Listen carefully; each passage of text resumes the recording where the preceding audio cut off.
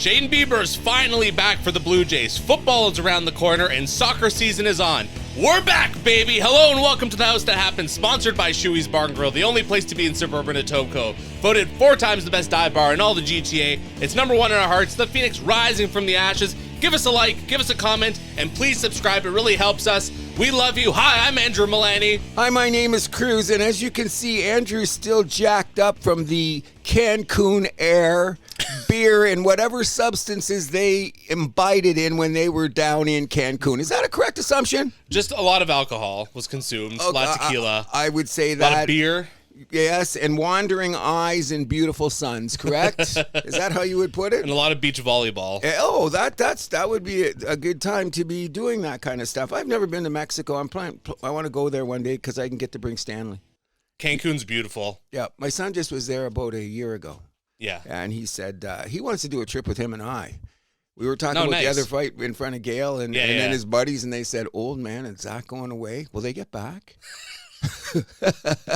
How's your week? What did you do while I was gone? Or I guess the last 2 weeks. Yeah, we this, that, and the other thing. I got some tech stuff. People want to get me involved in some other stuff outside. I've got grand projects for our house because we just did some re-stuff. And so as soon as Labor Day comes, we're going to have great opportunities. You're going to see a change not in the man cave, but upstate first. Because, you know what, I feel nice that you said you came into the man cave and says, hey, you look like you cleaned up. I looked around and said, did I? I fired that maid ages ago, man.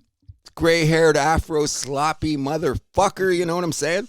Oh, reminds me of someone I know. Yeah, I know the guy. You know, he never shuts up either, you know what I'm saying? So you had a good time in Cancun, eh? Yeah, so I obviously got to shout out the bachelor party. We were at the Cancun Bay Hotel Resort. Actually, it was down the street from another bachelor party that was in Cancun a couple years ago. Stanley's just mucking about in the background here. But obviously got to shout out Mitchell, marrying my sister. Hi, Mitchell, yes. Congratulations. And when is the wedding? September 13th. This year? Wow. Yes, sir. That's a huge day. My sister's going to the wedding, and it's also the day of the Cruz Memorial. Oh, wow. Yeah, so it's going to be a good day. Yep. So got to shout out Mitchell. There was 10 of us there. Wow. His brothers Ryan and Carter, and then there was also Griffin, Mike, Craigan, Trey, Stu, and then, of course, my brother Steven all came on the trip. Steven, glad that you made it. I guess you were the sane one, was he? Was he the youngest? He was. He was the youngest, yeah. I think so, yeah. Yeah, so he was the youngest. So, yeah, that's pretty cool. I'm glad you guys had a good guy. 10 guys. 10 guys. That's a crew. Yeah, the first day there, we got a fishing boat. We caught a mahi-mahi, and then they brought us to a restaurant after where they prepared it. Best sashimi I've ever had in my life. That's seafood, right? Yes. Okay. Sashimi is it's just like the sushi, but without the rice, basically. Yeah, I'm not the biggest sushi fan in the world. I love sushi, and this is fresh, so it doesn't. It's way different. You're getting off the ocean from freaking. It was alive. Yeah, 12 hours ago. Half of us got seasick on that boat, but it was still a lot of fun. Oh, really? Yeah, I was literally Did you turn green? I don't think so. The top of the ship, there was some shade. You had wind, but you felt the sea effects the most, obviously. Yeah. So I found myself in the cabin where it was hot in there though, but it was the only place where there were seats and a table, whatever. So I'm just lying down. I'm literally hallucinating. Wow. I'm seeing people I haven't seen 10 years. And I got to remind myself this isn't real. Yeah.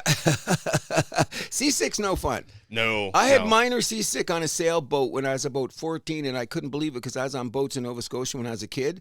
But I seen my best friend going to Tobermory in the late 80s.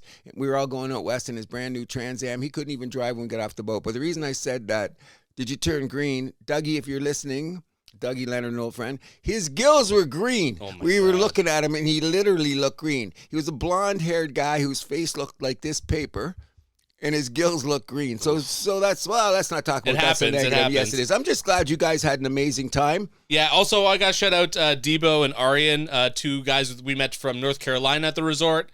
Had a lot of fun with them. They went out to the club with Steven the last night. Oh, cool. I'm a little too old to partake in those activities. But okay, whatever the case may be. Yeah. But obviously, but we still had a great time with them. Debo, I'm still amazed that you got Batman from that game where we get to guess the music by the pool. I don't know how you got that. And you won a Batman?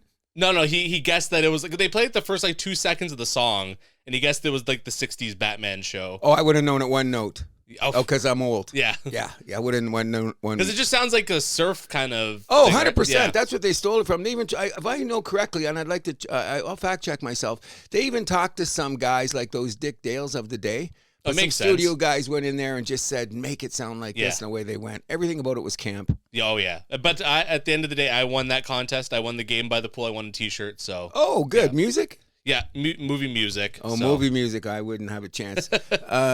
Enrique Morrone and Elmer Bernstein, I would probably know. Outside of that, Elmer Bernstein. What? He did a bunch of movies you don't even know. Soundtracked. He's one of the greatest. Probably name one. I probably can't think off the top of my head. It went back to like those movies like the 12 Men in a Room. Like he was 12 Angry Men? I think okay. was one of them. But he did the famous Sing for, I forget which big movie it was. It wasn't The Sound of Music, but one of those. He's involved in huge. Sound of Music, that's Rodgers and Hammerstein. Yeah, Steam. But he was that big at the time. It just, my buddy Mike, Mr. McElvain, if you're listening, he's a huge. Did I get his name right? Is it Elmer or is it Elmer? Leonard? Yeah. Elmer. Leonard's the symphony guy. Yeah. There's two Bernsteins. But anyways, glad you won. Yeah. Also, some other things I want to shout out this week. So I went to go see Fantastic Four, another superhero movie this summer. Do you know anything about Fantastic Four? A little bit. I watched the originals. Yeah. This is the one where I felt like they finally got it right. They finally got the characters right. Yeah. Okay. It's a 50s family going on science adventures in space, which the movie was to its core. You know the only thing about the Fantastic Four is when the big guy, the Thing, when he's just walking around looking like the Thing and it's all acting normal. I always go, that'd be cool. You know, you went to a concert tonight and the Thing was walking around. In this version, they actually didn't alter his voice. They just make him sound like a normal guy from New York, which I thought was pretty refreshing. And that's a cool little take. Yeah, that's what I'd want. I'm walking around looking like the Thing, but it just sounds like he's from the Bronx. Yeah. You know? I'll have to check it out. Yeah, great movie. Also, Freakier Friday came out, so this is like a sequel to a movie like 20 years ago. Lindsay Lohan, Jamie Lee Curtis. Did you hear about the promotional video? I know you're a big Jamie Lee Curtis fan. Massive. Speaking of massive, did you see the video? No. Watch the video. It sent the internet ablaze. Put it that way. So the trailer? It's just like her talking in front of a camera. Who? Jamie Lee? Jamie Lee. Oh, I can't wait. I can't. Okay. I can't wait. Jamie Lee was. They knew what they were doing. Put it that way. Okay. Well, let's put it this way. I was one of those guys that, when my apartment came up in the kitchen, you had a little corner of stuff. Yeah. And you'd have like your concert stubs, a Led Zeppelin poster, and Jamie Lee Curtis. And you know what great thing about her? She's been married 1,000 years, so she found a good man. She must be a good woman. Of course. Yes, Never involved in any controversy. No. Also, we'd be remiss if we didn't shout out OHL training camp starting this week. Yes. Big news for the 20 teams in the OHL. We got to find out what Zach Sandu's doing this fall. I tried looking into it. I couldn't find anything. I know he was invited to Canucks development camp. Yep. I don't know what's going on beyond that, but obviously, best of luck to Zach. We're hoping for the best. Serge, keep us clued in. And oh, by the way, I'm sure he will. Can we also tell the world, Serge, that there is feverish activity going on in the renaissance of shoeies? Oh. Yes. Okay. I missed you by a second, Serge. We pulled in to see you, and you went out the other side of the building. We knew you were there, but you didn't see us in time. So, anyways, we'll see you soon. Yep. The NLL, National Lacrosse League's Albany Firewolves are also moving to Oshawa, which is good news for them. What's that?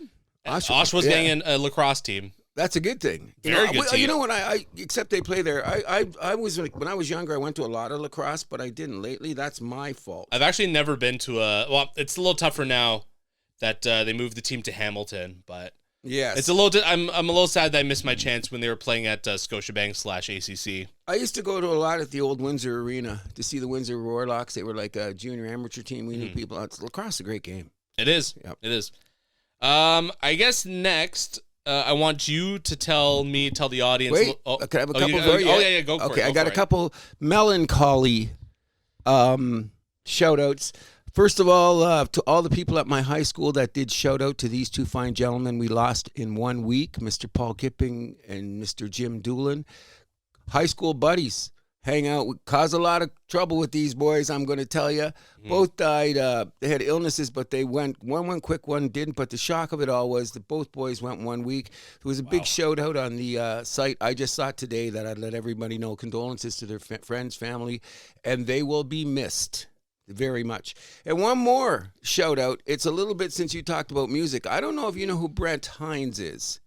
No, it doesn't ring a bell. He's the lead guitar player of Mastodon. Okay. And unfortunately, he was killed in a motorcycle last week accident at 51 years old. He was a master shredder. Have you ever heard Mastodon? They're at the top of the metal. Yes. They're the hammer of the gods metal band. And unfortunately, they said they were going to kick him out because of some problems. But here's a coincidence. My son went to see Mastodon last year. And they knew the band was having some issues. He went to the Bovine, and Brent Hines came into the Bovine, and he had drinks with the guy till they kicked him out of the bar. So that's pretty cool. But a big shout-out to Brent Hines. Melancholy one, great player. I know a little bit about Mastodon, but I know it's a massive, massive loss in the world of metal. Yeah. Anything else you want to add? Nope. But I'm ready for this. Yeah, but I guess before that, I just want to say no F1 this weekend, although next weekend they are back. Zandvoort in the Netherlands, and then Monza the week after that. We won't have an F1 segment this week, but we should note that.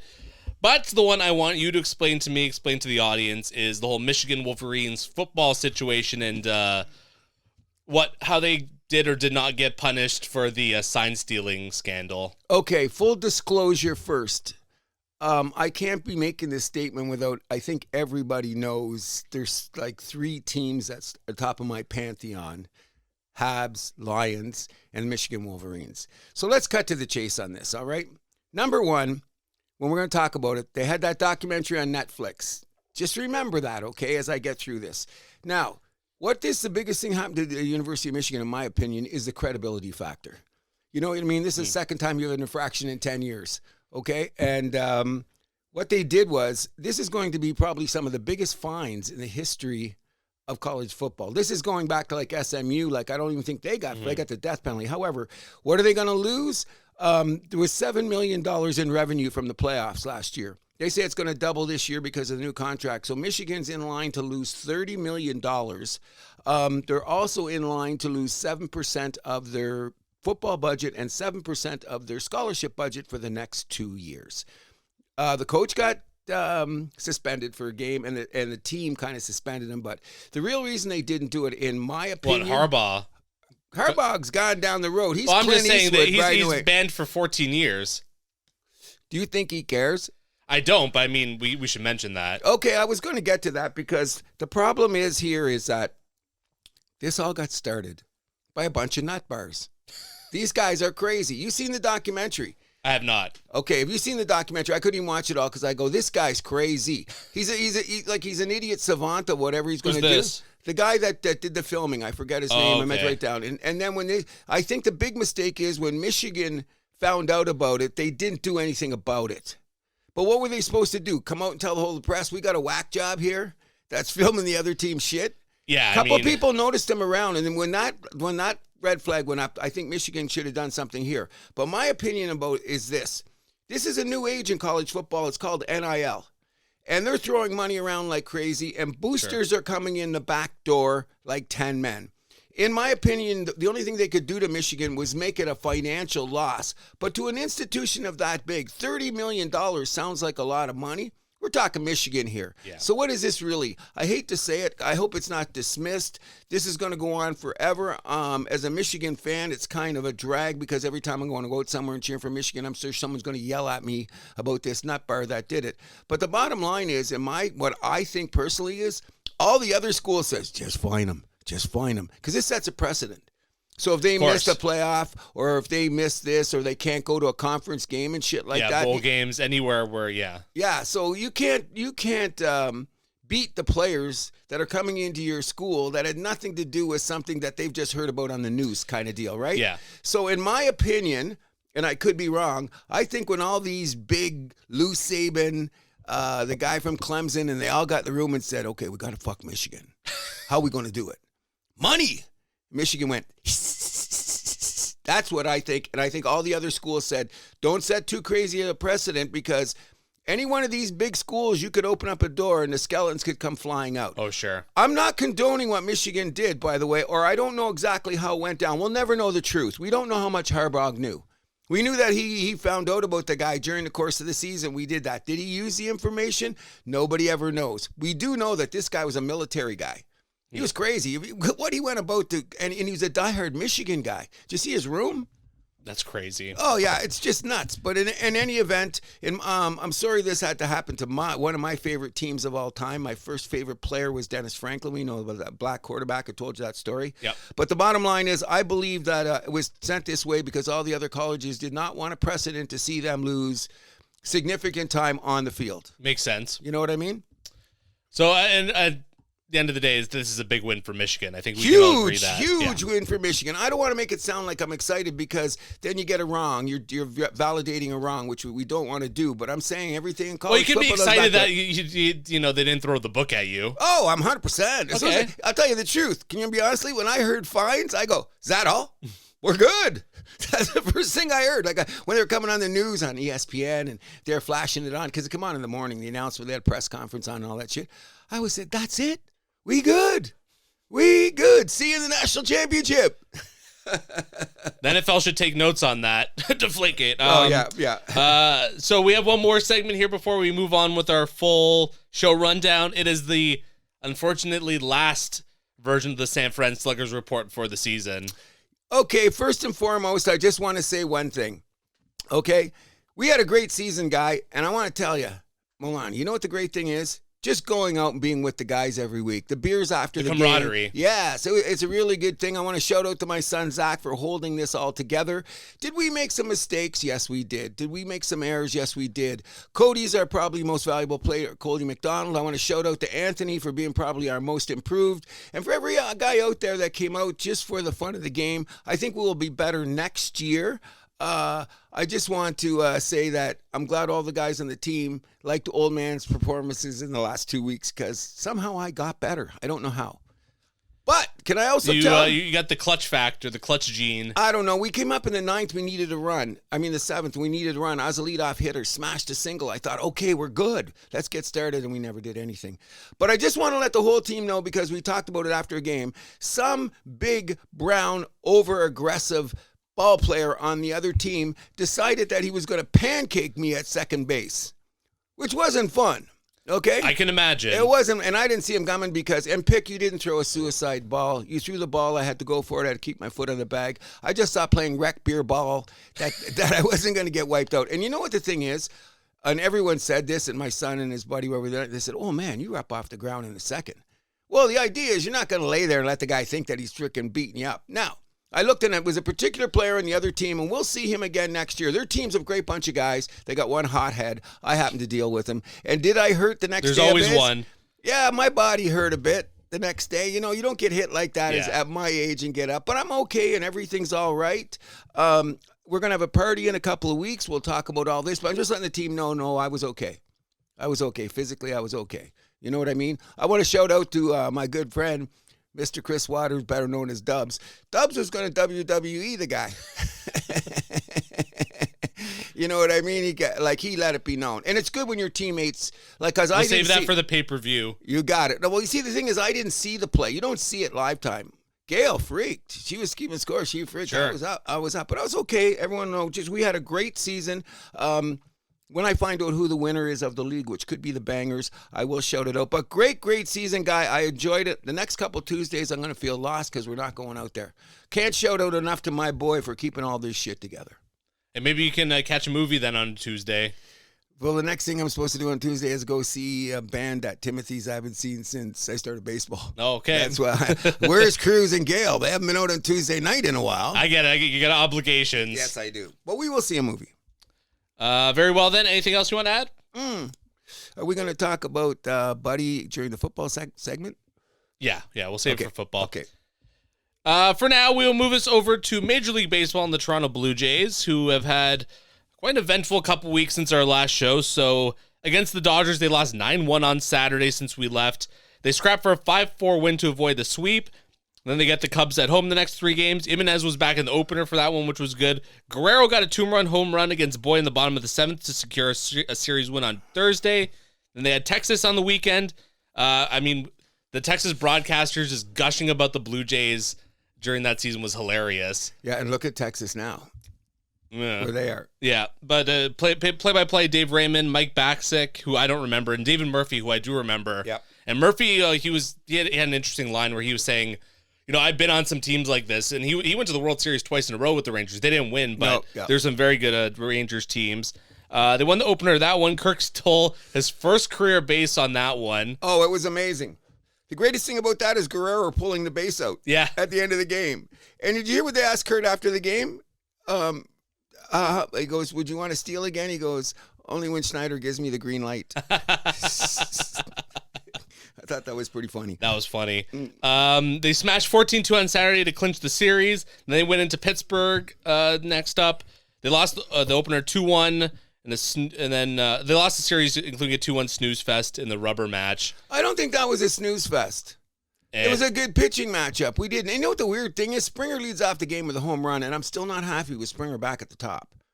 But what we're going to do? Not. Okay, I'm not happy with Springer back at the top. I kind of like the platoon, the Lucas Schneider platoon leading off. That was good. I did too, which is a major reason. And if you talk about people around the league, which we'll get into in a second, and I brought this up, I want to pat myself in the back.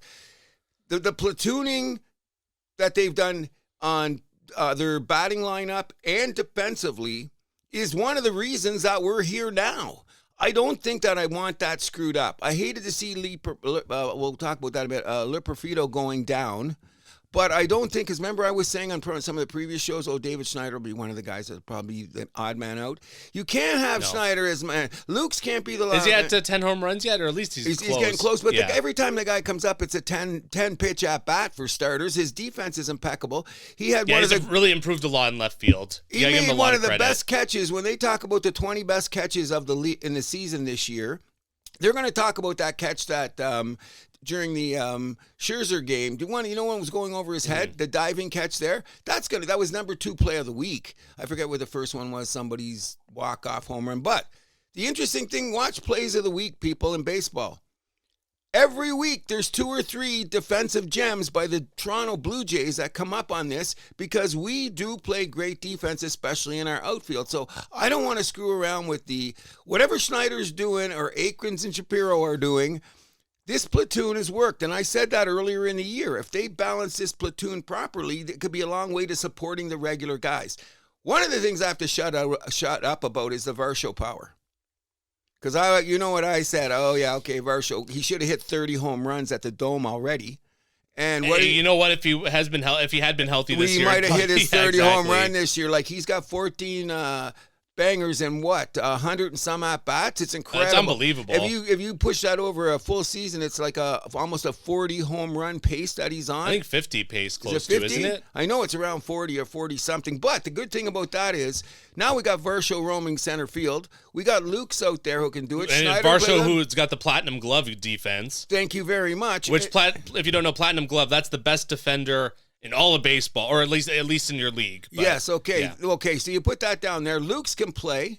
Yeah, Lucas is good. And we got coming off the bench who's showing a little bit of hitting, and I thought he had more, but he didn't. Straw's been good when the time they brought him in, and he's a great defensive replacement. Yeah, I think, his numbers, I think if you look at all outfielders in Major League Baseball, I think he's got the second most runs saved.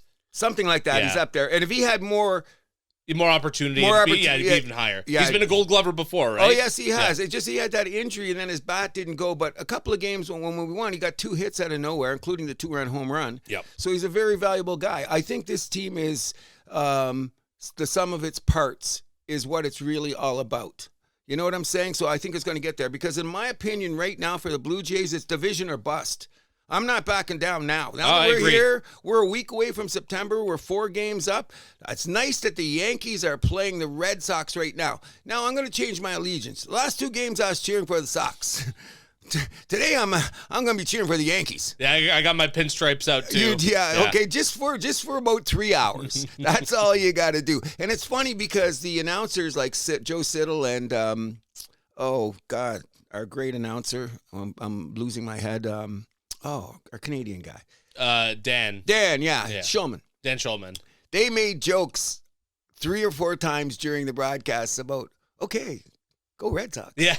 What are we doing tomorrow, Joe? Well, different game, different time. But for me, it's division or bust. Okay, I don't care what you say now because we fought to get this far. What we have to realize is we still have to maintain our 600 pace at home, and we also have to make sure that we play a little bit better on the road. Now, here's what's crazy about this team. I'm full on believing you saying that the one guy that should be over on the side when dust is settled is Bassett. This guy is a complete head case. He goes out, though, and pitches 7 innings. On the road. On the road. Which his road splits have not been good at all this year. Horrible. Homie's been great. But, he finally pitches 7, and it was a messy 7 innings. I don't give a shit. He struck out 9. He struck out 10. I don't know.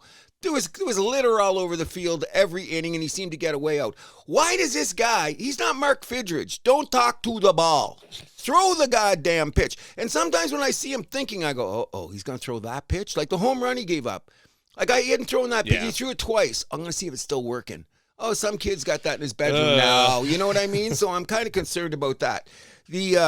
Which brings us to the number one situation that we have to talk about, because back in the day, I always said if the Jays were 5% better in hitting, we'll be this good. Well, we're the leading hitting team in the majors now. However, our vaunted rotation is not as vaunted as you would think it is. That's in my opinion. However, I did a deep dive into the teams around the league. If you don't have 3 guys that can give you the run, you're not going anywhere. And remember I said I'm not trusting Scherzer till he does something? Scherzer's doing something. But he's been getting better and better every game. Every game his velocity's there. Yeah, he's finishing games like, throwing 95. Oh, yeah. He doesn't quite have like the strikeouts like he used to, but he was never really a fireballer to begin with, right? But the thing about Scherzer that scares me is that guy, who as Kornheiser loves to call the warrior god, I'm afraid that he's going to challenge a guy in the playoffs at the wrong time because he's got that mentality. He's mano to mano. It's like he thinks he's at the UFC. I'm going to throw my best, you throw your best. Who's going to knock who out? So I'm a little worried about that because that's like we're getting a little bit ahead of ourselves. Oh, no. Let's get to the playoffs first. Well, we're going to make the playoffs. Agreed, but let's finish the regular season first is my point. Okay, so the next thing I want to say is when you think about this whole... I'm Scherzer right now. He's my number 2 starter in the playoffs. Who's number 1? Bieber. Oh, you're killing me. Okay. Did you see him perform last night? So the Jays 7 rookies in the lineup. He was pitching just above AAA. 9 strikeouts. His location was amazing. Didn't walk a single guy. I'm going to say fine. I mean, that's just one outing. He looked great, okay? But there was still, 5 guys in the lineup that were rookies and 2 guys that just called up that were 7. You can only beat who's in front of you. I agree, and he pitched great. Only on 87 pitches. They didn't let him go too deep either. 6 innings on 87 pitches. I'll take that every time for what he did. He gave up a solo shot. Everyone does that. And other than that, just one other single, and that's it. No other batter got on base. Okay, so I agree with that. But let's get a bigger sample size. First of all, there's this thing that's going to have to go on now. What do we do? I'm thinking things are going to be good for Bieber. I think he's come as advertised. He's an ace. He's an ace. Give me a couple more starts, bro. He'll give you a couple more. I'm old. I got to, that's my new statement now. My favorite apostle is St. Thomas. And everyone knows why. Hey, Scherzer proved you wrong. All you were talking about. I'm the first thing I said. Until he does something for me, I don't even want to hear from him. Because remember at the beginning of the season and all the bullshit we went through with the guy? And I said, he's got a nice paycheck for this, but he's got the mentality and he's in the dugout. So all those guys like Bichette, Guerrero, Varsho, the guys that Kurt that were all trying to be hardcore, well, they added a piece of hardcore into it, which has permeated the whole dugout, which you can't say enough because, as you were saying about the Texas guys, a lot of people say there's a vibe about this Blue Jay team that's different than a lot of teams in the league. Yeah. And we've said this how many times. Do they keep the vibe alive? Yo, they better. Good shot. The bottom line is that's how they got to win now. Like, that's what I'm saying, division or bust. Stay with the platoon. The big question is now, you think Bieber's the first guy out in the rotation? Yeah. So now it's, We sweep Boston in September. We win the division by 4 games. Now we got we might even have the best record in baseball, but we'll talk about the rest of the well, I'm not sure that's going to happen, but I mean, definitely a bye to the DS I think is very possible. Oh, I agree. So, especially with the way those teams in the West are going. Well, that's why I'm saying it should be division. Man, my Houston takes not looking good. We're going to talk about we're going to have a quick run around the league when we're done with the Jays. But my thing about it is that first of all, Lauer getting pushed to the bullpen, they say is not a demotion. And I'm saying, wow, the guy's had the best ERA as a starter on the team since the All-Star break. And, oh, buddy, just because when they went to the Milani school of thinking, hey, you're left to go to the bullpen. You know? I had him in my playoff rotation, though. Did you? Yeah. Wow. Well, last show we did. But the problem is, though, that Lauer is the only guy that's really done it out of the bullpen. So if you're looking for predictability, that's what they're saying. The extra left-handed arm in the bullpen. Because we discussed this, Bassett out of the bullpen, I don't think is a good idea. Because he's a guy the second time through the rotation or was when his numbers are the best. So you have to be committed to at least 4 or 5 innings if you're going to throw a Bassett in and want good results. And a long reliever. Exactly. Okay, I agree. So which you could make that work in the playoffs, but I mean. Well, I'm thinking this man, Bassett's the odd man out because he doesn't have a contract next year anyway. So I look at it this way. So you take what you get, buddy. I agree. You know, and even though he's got some gaudy-looking numbers a bit, but his ERA is nothing to write home about. It's not great. No, but he's got, 11 wins? He should have 13. Okay, he's gotten run support. That's what he has gotten. But in the one game that he needed it on the road, he didn't get it. Yeah, exactly. That's not my point. I have a completely different take on this, okay? I think Gausman should be the first guy that pitches on the first day of the playoffs. You want to match him up against the other team's ace. Why can't he be an ace? If he's not an ace, though. He's a number 2 guy. Okay, so look what he's done in his year. He's solid. Yeah, so is Barrios is solid. So we're well, Barrios. Okay, he looks like he needs a rest day or something. I don't know. Which is why it's good that we have this 6th starter back. Okay, we can afford to start resting guys a little bit more. I know there's a lot of off days too. But the Jays have options. That's the point. I like the fact that they have options, but I'm also huge on chemistry and routine. And word around the campfire is a couple guys say, if you go to a 6-man rotation, and with the days off we're coming, I might not pitch for 7 days. And you know what they figured out in the league? One guy said the average pitcher, because of days off, does get 6 days anyway, gets 5 days anyway. A lot of times they do because of the way the scheduling is. So I'm thinking that if Scherzer's the game 1 starter, because of his reputation and who he is, I get it. I think Gausman should go second because there should be some kind of... what about if Bieber has the rest of his starts down the stretch? If the guy's 5-0 with a 1.2 ERA, he starts. Okay, I'll do that when I get there. But I'm talking about a whole team. It's nice to have an influx of guys that come in that's going to make your team better. I get it. However, I'm saying there's a certain crew, like I said about... Remember I was saying maybe Schneider should go down and stuff like that? No. We can't. That platoon, that network of guys can't be there, and they've told Luperfito, you're the first guy coming up in September. We know that. It was just a matter of numbers that he had to go, correct? Right. So I'm saying that for the benefit of the team, I think Gausman would be I'm the number game 1 starter. I think we'd get a rise out of him. He's never been in that situation before, has he? Barrios got the first game start. That's another reason not to throw him in there, though. Do you see Bieber's playoff numbers, by the way? Go check Bieber's playoff numbers before we decide he's a game 1 starter. Not to be a freaking... How many playoff starts has he had? He's had 3. Okay, that's not that many. So his ERA... And that's also after 3 seasons of him pitching 200 innings or whatever. Now we have him fresh. Okay, I'm glad. I love your optimism. I'm glad you're... Gausman can pitch 3rd. I'm not all about that because now we're telling Barrios, okay, go just sit in the corner. Bassett, I don't care about, and Lauer, we got to think about this, okay? The big thing, Lauer, having the lefty out of the bullpen could be the secret weapon, right? Because you can use him multiple games as well. You don't have to handicap yourself to using him just 1 game. Although I mean, having a lefty starter breaking up the rotation, it could be helpful too. But at this point in time, when we got the guys that are pitching right-handed with the veteran experience they have, I'm not worried about that kind of stuff anyway. I'm just really glad that we brought France in, speaking like that, because what has happened is there's a lot of crazy lefties on some of the teams that we're playing, so it's better to have that extra right-handed bat. I agree. In the lineup. But this gets to the next question, okay? In my opinion, really quickly, okay? Let's talk about what's really wrong with this Toronto Blue Jay team. Ooh. What's really wrong with this Blue Jay team? The goddamn bullpen. Yeah. Some days it's like the girl with the curl in her forehead. You know what I mean? And when they come out now, even Rodriguez, when he comes out, look, he got a couple guys last night, got in trouble, had to yank him. Now, I think that Fluharty and what's the guy that we got from Baltimore? Dominguez? Yeah. I think they just need a little bit more time to adjust because Dominguez is a swing and miss kind of guy. So now we're coming. The playoffs are going to come. And Dominguez, like, I think if he's the looked Jays, good and he's looked bad. Yeah, but I mean, if the Jays had their way, I think he'd be the 7th inning guy. Really? Who do you think it is? I don't. Actually, maybe Garcia. But like his health is still up in the air. Oh no, I don't. I'm not. I think it would be going Rodriguez, Dominguez, Hoffman. But are you happy? Not Varland? And Varland too. I think Varland's looking like he could be the setup guy in the 8th inning. But I'm saying, we got 3 games in a row. Hoffman saves those first 2 games. Now it's a 3rd game in a row. You throwing Hoffman out there? No. Okay, so who's going to be in the guy in the high leverage situation?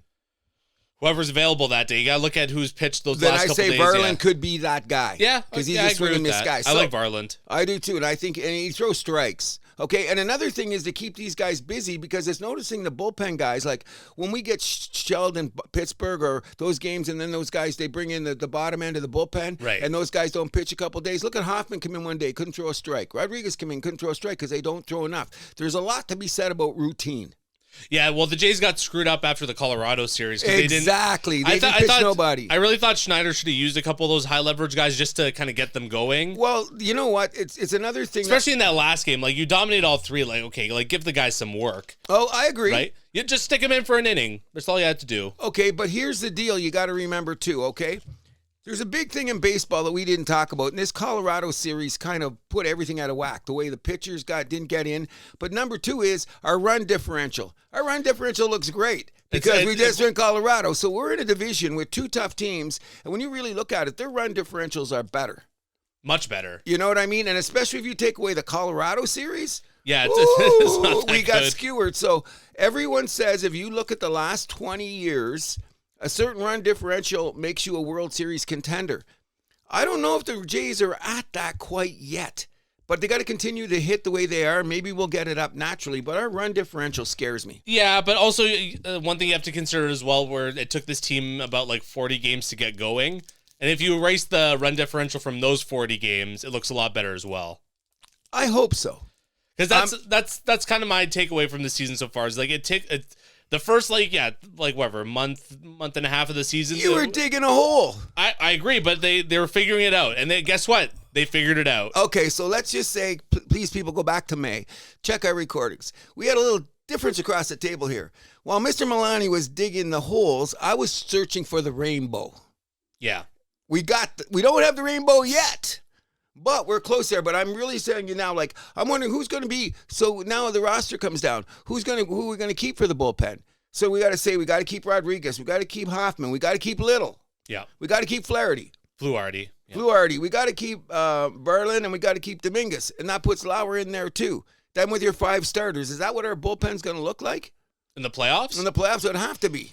I mean, I would even say well, I wouldn't even be the 5 stars because Bassett's not going to be on the playoff roster. 4 stars and 7 relievers. I think that's enough for the playoffs. Some people are going with 12. You know, I think that's a little bit over. I'd rather have that extra spot for another bat. In the playoffs. So you're saying we're going to run with 11 pitchers? Yeah, I think that's good enough. 4 starters and 7 relievers. I think you can work with that. Okay, and the 4 starters will be Barrios. Yeah. Okay, so that means that Lauer's in there. Okay, maybe we can live with that. Maybe we can. But my biggest thing is everything about the Jays I like. I like the fact that they play D. I like the fact that they don't strike out a lot. I like the fact that they go station to station. I like the fact that they don't need the home run to win a game. And I like the fact that even though it looks in the middle defensively, if they have 10 more games, they could move up to top 5. Because I was looking at the fielding percentages. When you get to the teams like from 10 to 16, 3 games could jump. Yeah, exactly. You know what I mean? But they're near the top. So I'm very happy with the Blue Jays. I'm glad they won last night. I'm not expecting a sweep in Miami, by the way. No. Why not?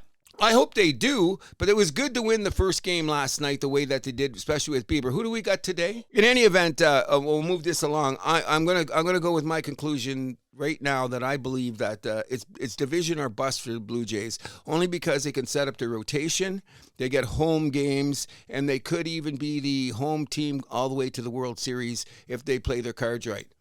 You know what I'm saying? Well, the Tigers might have something to say about that, but they're in good position. That's the point. Well, let's just take a look around now. If the Jays are going to win going to win the division, who's our biggest threat? The Red Sox or the Yankees? Everyone's saying the Yankees. I'm saying, whoa. Because they hit homers. But, I mean, I picked the Red Sox to win the division at the beginning of the season. I know you did, and I still don't believe that. But I'm saying... Well, I think they're better than the Yankees. Oh, I think they're much better than the Yankees. Not only that, I think it's amazing that they... how they got rid of Devers and then made the run. This is going to be one of the stories. That's a pure chemistry thing, I guess, yes, right? There you go. We're talking about it. But when you look at, they beat the Yankees twice in their house last night, didn't they? No, it's in Fenway. Is the games this weekend in Fenway? Yeah. Yeah, I think so. It's in Fenway. But at any event, look at the game last night. 1-0. You know what I mean? So Boston's got pitching. Oh, no, they're in New York. Oh, they're in New York, yeah. So they beat them twice in New York, 1-0 win. Here's a problem with the Red Sox that people aren't talking about. Their infield defense is sketchy at best. Their outfield defense is one of the best in the league. And I go, whoa. So the way the Blue Jays play, that we keep the ball in play and we keep the pressure on, I think the Red Sox are the scarier team to play. I mean, have the better chance of catching us, but I think the Yankees could be an issue too once they get there, especially when we're playing in Yankee Stadium and playing at the Dome with their lineup. And well, the last series we have against the Yankees, is it in Toronto or in New York? I think it's in New York. Okay. It's in New York. It's going to be interesting to see. Anything else for the Blue Jays? Yeah, it is in New York. 3-game set. Well, we just got to remember going down the stretch here in the next little while. Who do we have? We got Houston and we've got Milwaukee in our next few games. So we go, so after the Marlins, we have the Twins at home. Next weekend, we got the Brewers at home. Yeah. Then we go into Cincinnati, into New York. Astros at home, Orioles at home, at Tampa Bay for 4 games, at Kansas City, versus the Red Sox for 3. That could be to win the division. And then we finish up weekend series against Tampa Bay at home. Mm-hmm. Hoping to get to one of those Tampa games, actually, at the end. I'm going to be going to one of the Red Sox games for sure. So just a few other things around Major League Baseball. So Pete Alonso set the Mets home run record, passing Darryl Strawberry with his 253rd home run. Kind of crazy that it's only 253 and he's already got that franchise record. I mean, I guess the Mets are not that old of a team, but... And they made a celebration, and they jumped up and down, and they did cartwheels for 250 home runs. It's a franchise leader. That's a pretty big deal. I guess that just tells you how inept they are. They shouldn't have traded Strawberry. Well, there's some other issues there. Yeah. Milwaukee set a franchise record with their 14th straight win last Saturday in a 6-5 extra innings game against the Reds. And I don't want to get too deep into this. We can't get too deep into the weeds there, but Commissioner Manfred teases expansion to 32 teams and division realignment. Okay. We're going to jump on this subject really quick because we're going to tie it in with the situation with Sacramento really quickly. I think this is all gobbledygook, to tell you the truth. Manfred's trying to keep a straight face going on because the number one reason he's bringing up expansion is to get the money into the league to support teams like Sacramento. Personally, I don't believe anything's going on because I took a deeper dive into what's going on around the league right here, and it's all about... Well, also, they're not Sacramento. They're just the A's. Okay, the A's. In any event, playing in a 14,000-seat place, when they had to put in new dugouts, they took out 3,000 seats, or was that in Tampa? Whatever the case may be. So I think that was Sacramento. Okay, in any event, the bottom line is this.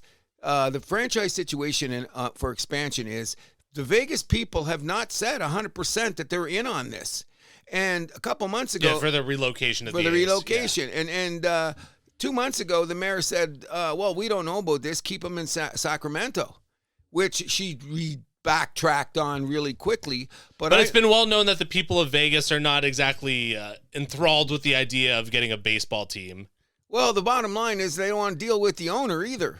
Yeah, he's a bit of a D-bag. Okay, so the bottom line is they can't sell. If he sells it to any other team besides Vegas before 2028, he gets a significant fine. Like I don't know, a lot of money he's going to be fined. So Vegas is locked in on this, and they do have the piece of land, which they have. It's ready to start building, which they could start now. They could have arena by. They haven't broke ground on the stadium yet. They haven't broke ground. No, that's a big deal. So my take on it, it's all about the CBA. So the Vegas people are sitting back and saying, we're not getting involved in this until we know about some, what would you call it? Solidify the situation with contracts, players, salary caps, or whatever the case may be. So I don't understand how you can talk about expansion when you don't even know what you're going to do about the CBA, and everything's based around 2028, which means let's hope that we even when is it? The contract's up after next season, right? Yeah. So the 2020 season right now is a clusterfuck, as we know. Yeah, 2027. That's the countdown is on already, and nobody's budging. And I think that all this stuff that Manfred's talking about is, look over here. We got expansion. We got realignment. And the realignment is really interesting, don't you think? Very interesting, because there's a lot of proposals that basically, like, what we know the American League and National League as could fall by the wayside. And they're going to basically just keep them as, like, I don't know, like how it is in football with the AFC, NFC. I kind of agree with that, but I'm going to go back to I'm still old school. And there's been a lot of chirping about it, too. There's something to be said about playing a little bit more games against the people in your conference. But if you do go to 4-team division, it would allow you to play more games against each of those division opponents, though. So there is something to be said about that. So yeah, within your conference, right? Well, within your division, even. Yes, I because there's less teams in your division, so there's less. Whatever, you get what I'm saying, right? More games they can play against each of them, which would help increase rivalries. Well, if we get that kind of alignment, then I'll go all about that. So if Montreal gets a team, where do they play? Same division as Toronto? I would hope. Although people are saying that Nashville seems to be like they're the number one shot. And then after that, it's I've heard Charlotte and then Salt Lake City. Okay, so the other one. So you know why the realignment's around? If this whole thing in Sacramento goes out the window, Nashville gets them in 2028. If it doesn't go on, you watch. Nashville will just take the team over. Nashville A's? The Nashville A's would sound cool. So that's why you'd have the realignment, because you can't have Nashville on the West Coast. No. You know what I mean? That just they're in the Western Conference of the NHL somehow, but it's stupid. But it's the alignment situation, and they couldn't do it. If there's ever a realignment in the NHL, you know that they're going to be the first team that's moved. Oh, 100%. There's no doubt about it. But I see it going that way. So I'm going to tell you personally, from experience and watching the game for years and keeping my ear to the ground about what's going on, I don't believe anything in baseball till the end of the 2026 season. I don't believe what anyone's saying. I don't believe in the expansion. I don't know what the A's are going to do. I don't like the politicians talking in Vegas like they're doing. This is a real scary situation for the A's as a franchise. Like, this could be a house of cards. I agree. So, which I'm saying, the money's in Nashville right now. They could come along and do like when the mess, you want to put it another way, is when the Expos didn't get their shit together at the time. And Washington come and stole come the back door and stole it out. The Frenchmen should have been paying attention instead of fighting each other. Basically the same with the Avalanche Nordique situation, too. Same shit in Quebec, but that's because we know that's Quebec. They did their thing. Well, I guess you could say for one that worked out for Canada is the Atlanta moving to Winnipeg situation in hockey. And don't bring up Atlanta again, but that's another story. I really believe that nothing's going to go on. This baseball's all just bullshit talk. You know what I mean? You hear what the players say. Like, you ever watch the side shows or the little baseball shows where the guys come on and they, like, say intentional talk? Yeah. Okay, bring guys on. They talk about anything. They don't really talk about the politics of it, but when these subjects come up, there is a frickin' hard line on both sides. Like, I'm talking hardcore hard line on both sides. How do you break this down, bro? I don't know, but we got to keep things moving. One last thing I'll break it down to. The Blue Jays getting away from the Red Sox and Yankees, yay or nay? What's that? If there was division realignment. No, you can't. You can't do that. That's all. No, I think I think they'd put the Jays with like Cleveland, Detroit, maybe Milwaukee. Why? Because we're in the center? Like, make it like a Great Lakes division. I could say that the Tiger Blue Jay thing before your day was one of the best rivalries in baseball. I've heard. Yeah, when they took that away, it was kind of a drag, especially since the geographical location. But I can't see Toronto going away from New York and Boston because I think it's going to happen. No, I'll tell you why. They're all big money teams. Keep them in the same division. Let them kill each other. Do you think anybody cares about the American League East around all the other divisions? No. Let those guys beat the shit out of each other. And they'd like to continue it that way. They don't want a big market team suddenly moving in the West like Toronto. Well, I think their division would be, like, I think it'd be New York, Boston, Baltimore, Tampa. I think you keep those four together. Why would you keep Tampa in there over Toronto? I think that we're going to have enough clout that Rogers is going to say no. That's what I think, personally. And look at all the. So you think Rogers wants to stay with them? If you got balls, why run away? What are we, Harold Ballard? Let's go west. Stop it. It's not running west. Well, going on another lineman. So what you're saying is you'd rather go to someplace easier. No. 100%. No. It worked well for the Houston Astros.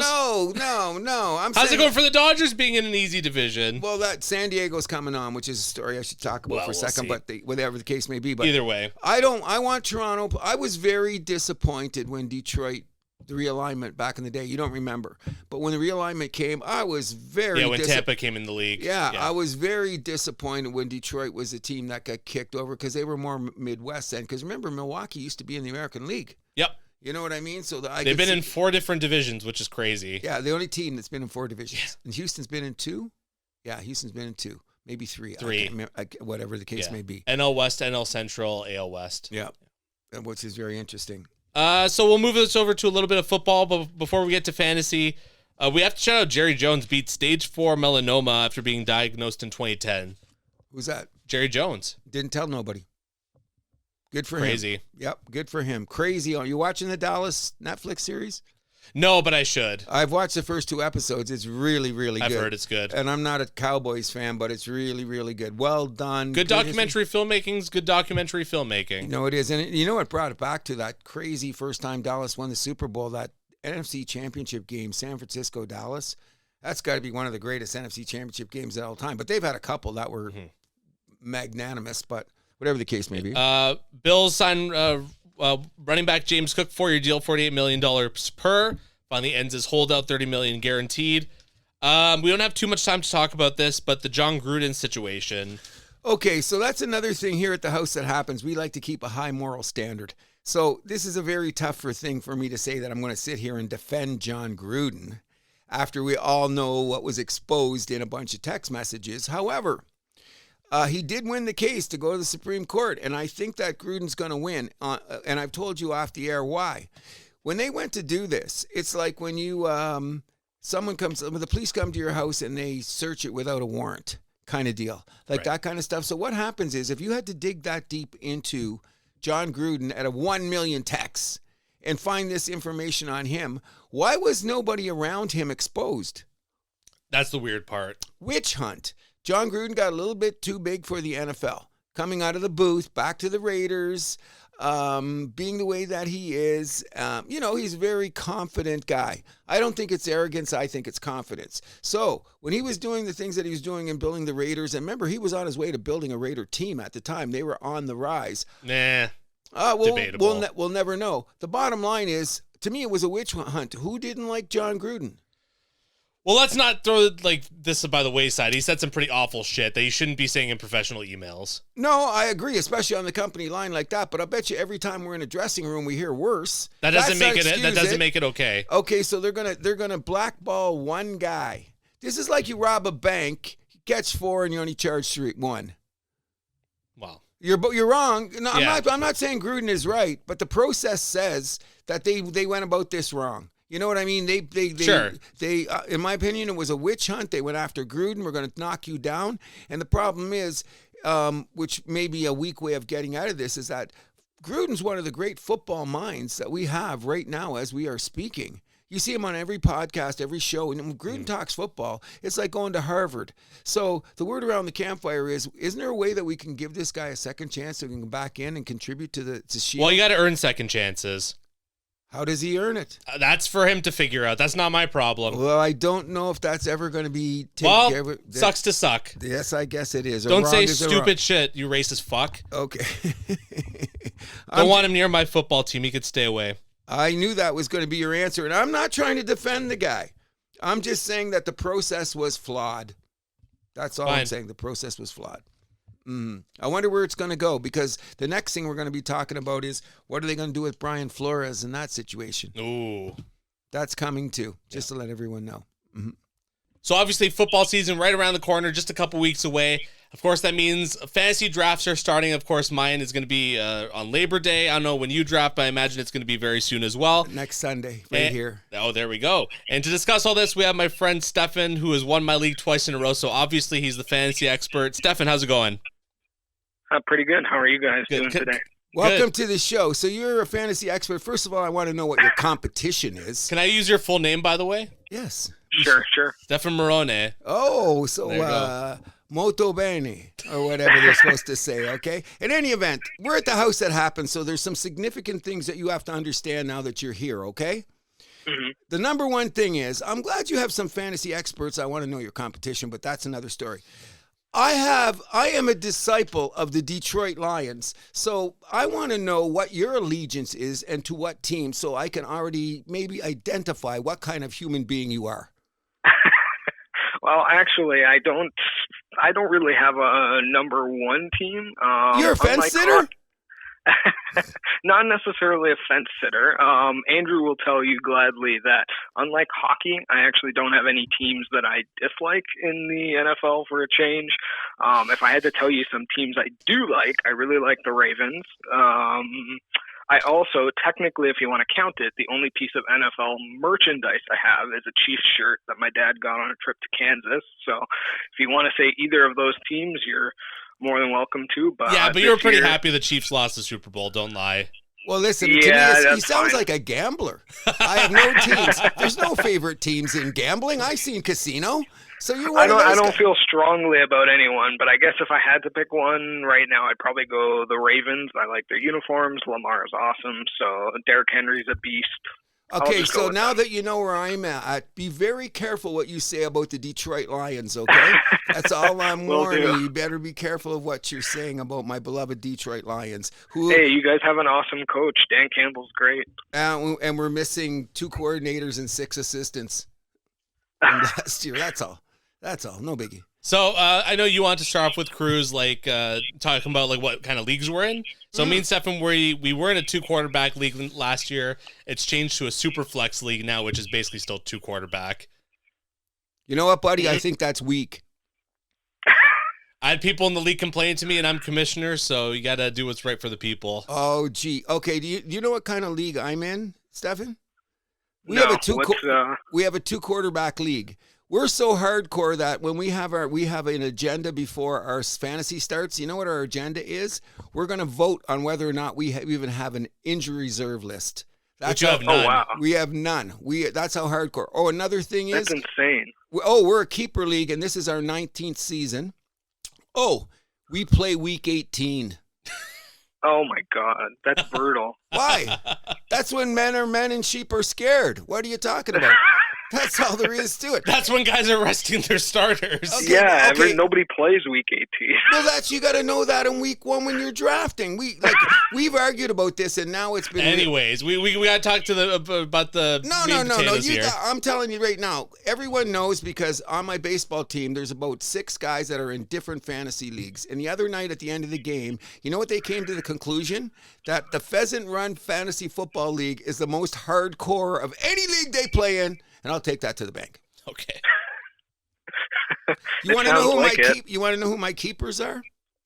Sure, rail them off pretty quick. Okay, my keepers are Jared Goff, right. Matthew Stafford, Jaden Daniels, Sam Laporte, and Jamison Williams. I'm a Detroit guy.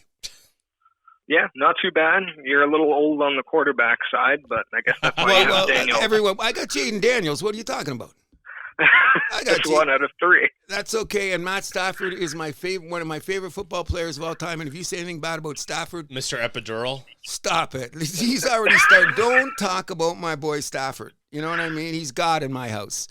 But in any event, now that we're here, like you guys don't have a keeper league, right? You start fresh every year. Start fresh.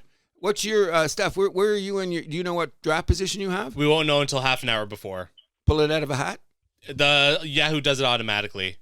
Yeah, we leave it to the Yahoo gods. You know, that's better to do that because someone says there might be a wet piece of paper in the thing. Oh, I agree. So it's better. Less bias. Yes, okay. So 2 quarterback / super flex league. For me, the draft strategy in round 1 is obvious. If you can get one of those top 4 guys, you got to jump on them. Top 4 quarterbacks. So either Hurts, Jackson, Allen, or Daniels. Really? Would you guys agree with that? Yeah. Once you need to aim for one of those.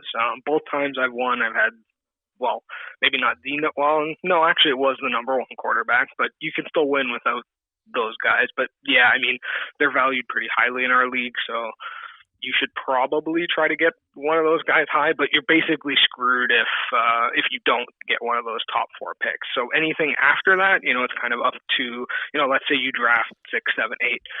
That's really up to personal preference, whoever you want to take. If you value, somebody like Gibbs or Bijan higher than, let's say, someone like a top wide receiver. Yeah, Saquon's going to stick a step back. There you go. Okay, so I agree with that too. I'm going to give you a little pushback here, okay? First of all, none of you guys mentioned Joe Burrow, which I don't get. Okay, I don't even mention Joe Burrow. So if I get Joe Burrow in your draft, I'm laughing. But here's my point. I agree with you. It'd be great. But now you're in your top 10. So I'm going to blow my own. Burrow's going to go first round in our draft. Oh, if he doesn't, then people are on heroin. But a guy like Chase might go before him. If I'm the number 5 pick, I might take Chase. Okay, I hear what you're saying. That's a gimme. But I'm look at this scenario, okay? So now you get down there and all the quarterbacks are gone, and who's looking you in the face? Jared Goff. Oh, do you take him now? And this isn't Detroit bias. We're just talking about what could possibly be one of the highest ranked offenses in the league. So, Stefan, here's one of my strategies that I write down. I don't have favorite teams when it comes to fantasy. I have favorite offenses. That's how I draft. So I look around the league and I say, okay, which teams are going to be a team that's going to score a lot of points? Because once you get to those 5th and 6th and 7th rounds, who are you going to take? Oh, this guy looked like a star. Oh, he used to be this. What about the kid that's now going to be the number 2 receiver on? Yeah. You know what I mean? I kind of look at it that way. Do you look at it that way? Yes, I kind of go by sort of tiers or groups, because it just makes things easier, right? In the sense of positional scarcity, right? You can kind of evaluate where you are at that point in the draft, who's been taken, what you need for your team. It's kind of hard for me to talk like specific draft strategy, because a lot depends on what you personally like and kind of where you draft. Like, I guess that's kind of one of the pitfalls of not knowing where you're going to draft beforehand. You kind of have to be very reactive. But to touch on what you said, one of my I'll put it in air quotes rules, I guess, is take guys in good offenses, right? Certain teams, for example, Lions, Ravens, etc., are going to have really good, top 10 offenses, most likely year in and year out. You take guys from those teams that are going to get a lot of points. But the key, obviously, is, where you're kind of getting those particular guys, right? Like Goff, I wouldn't have him, super high on the quarterback list. The thing with quarterbacks, would you take 9 quarterbacks ahead of him? Easy. What? Yeah. I'm getting angry already. I had no favorite teams in fantasy. I'm just saying, this Detroit Lions we're talking about. You guys be careful. I'm not taking Drake May that high either, for the record. Okay, really quick, guys, fast as you can. Name me 9 quarterbacks better than Goff right now. Well, the 4 I said before, I'll take Burrows. Burrows, Daniels, Jackson, Josh Allen, Hurts. There's 5. I'll probably take Penix. Whoa! Yeah. We're talking about offenses, right? Oh yeah, they should. Yeah. I would put Bo Nix up there ahead of Goff. Yeah, I'd put him there too. Mahomes, Baker. Oh yeah, but Baker and Goff, I think, are. If you had to pick between the two, I'd flip a coin. I'd take Dak Prescott over Goff. Oh no, I wouldn't. I might take Justin Fields over. Yeah, Goff. I was thinking Justin Fields. Justin Fields. Purdy as well. But here's the funny thing, guys. I do this, and I'm going to be doing it more this week. Stefan, I'm still a guy that buys magazines, okay? Mm-hmm. So I got like the last 3 years of the fantasy rankings. Do you know how many times that the top 20 guys that they rank as fantasy guys don't make the top 20? Real life? Or real life. Like I'm talking about, like, okay, the classic was years ago. When we started this league 19 years ago, my son, bless his soul, he had the first pick overall. He took LaDainian Tomlinson. If you didn't take him, you were nuts. Oh, guess what? That was the season that Tomlinson fell off the cliff. Mm-hmm. You know what I'm saying? Well, with running backs, it's going to happen, though. Okay, so I'll give you a scenario, Steph. You tell me if I'm right or wrong. And since we've got a keeper league, and I already know my draft position, I won the lottery. So I had the first overall pick. Okay? So if you can tell by my lineup, I'm going to need a running back, right? So everyone's got a hard-on for Jetty of the Raiders. Okay, how high do you think he's going to go? Ooh. I like Genty as well. He's known to be a good running back, good prospect. The Raiders are going to probably feed him the ball. Big O-line this year. Yeah, and they should hopefully be better. The thing with there's a lot of good rookies this year that are going much higher than they probably should be.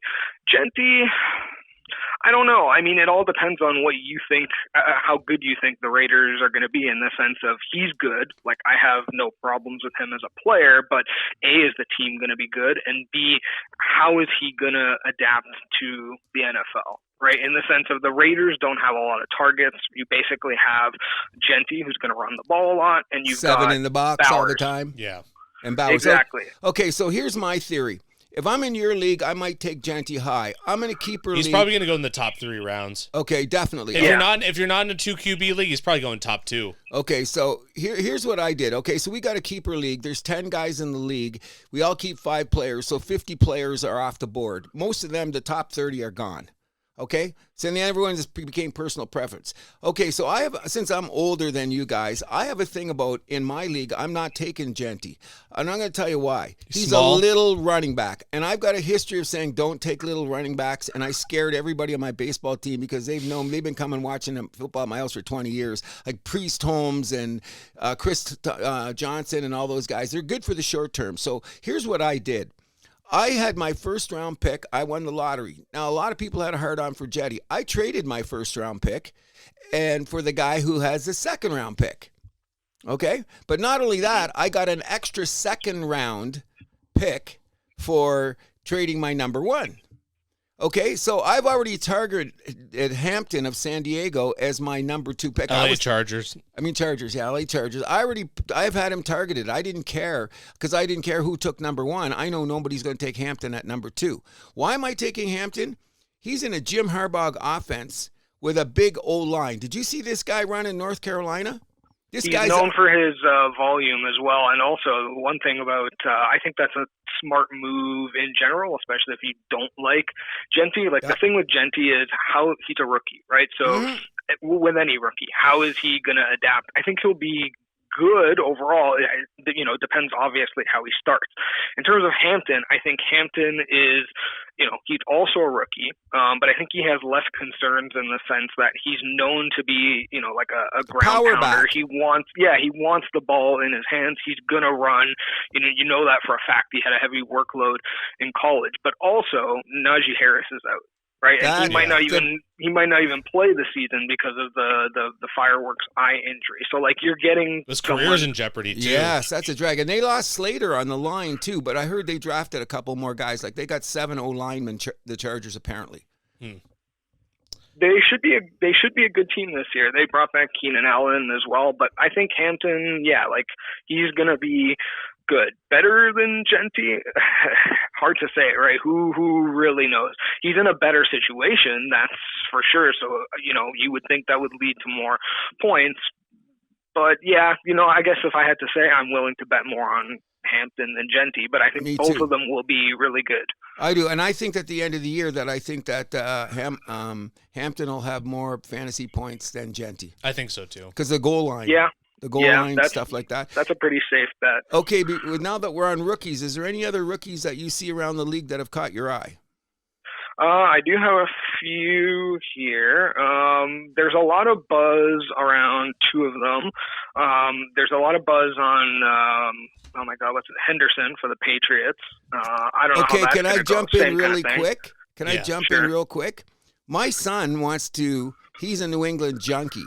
He wants to trade me his number 1 pick, which is number 4, and give me a 3rd rounder. I want a 2nd rounder, so the deal isn't there. So I'll have 3 second-round picks. That's if he doesn't go for it. But here's the point.